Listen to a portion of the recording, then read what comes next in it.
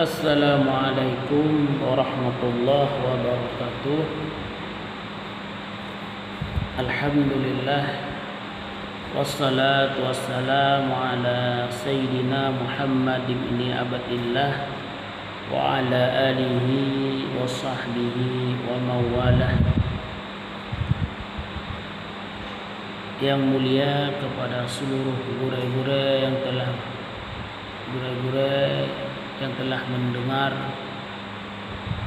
ceramah Ridwan, dan kepada seluruh pendengar yang dimuliakan Allah. Dalam kesempatan yang berbahagianya, marilah kita simak ayat Allah yang tercantum dalam Quran surat Al-Hujurat ayat 13. Mungkin wujud pedoman hidup bagi kita yang bersama di dalam berubudiyah, di dalam beribadah kepada Allah Subhanahu wa taala. Disebutkan oleh Allah dalam Al-Quran, ya bismillahirrahmanirrahim, ya ayuhan nas inna khalaqnakum min dzakarin wa untha wa ja'alnakum syu'uban wa qabaila lita'arafu inna akramakum indallahi askakum innallaha alimun khabir. Oleh Allah dan Al-Quran. Pedoman kitanya orang Islam yang beriman kepada Allah naput.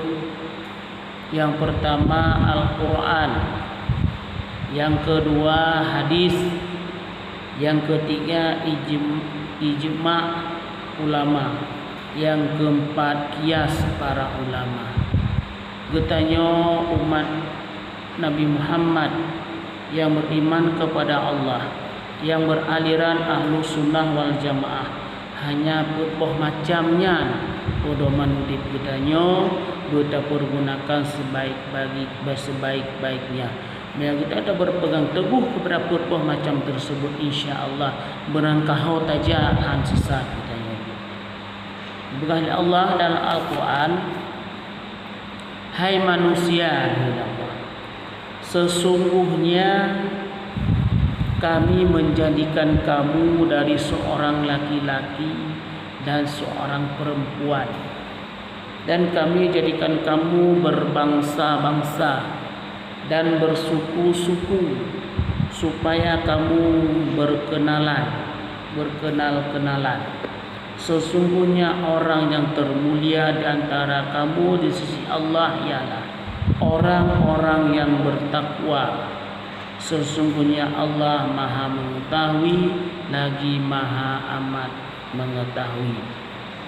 Anjuran Allah, hai manusia, kalau long ciptakan kata long wujud manusianya adalah dari urang agam dan urang inang berpasang-pasang.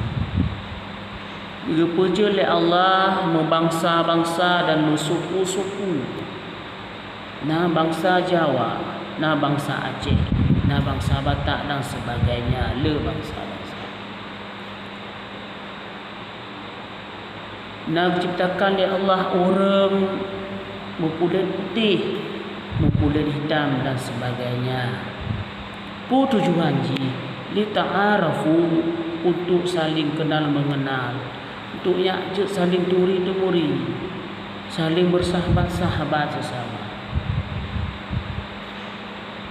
Baik lagi tanya saling bermusuhan. Urang Aceh hane urang Jawa.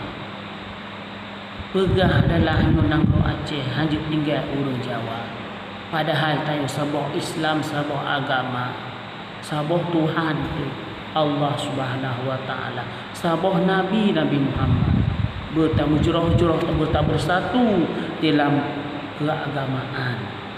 Baik saling bermusuh-musuhan, baik saling menghina, baik saling mengejek-ngejek. Karena bagi sisi Allah, orang yang paling mulia adalah orang yang bertakwa. Berarti takwa amar ma'ruf dan nahi munkar. Ubud yang diperintah oleh Allah, tinggal yang dilarang.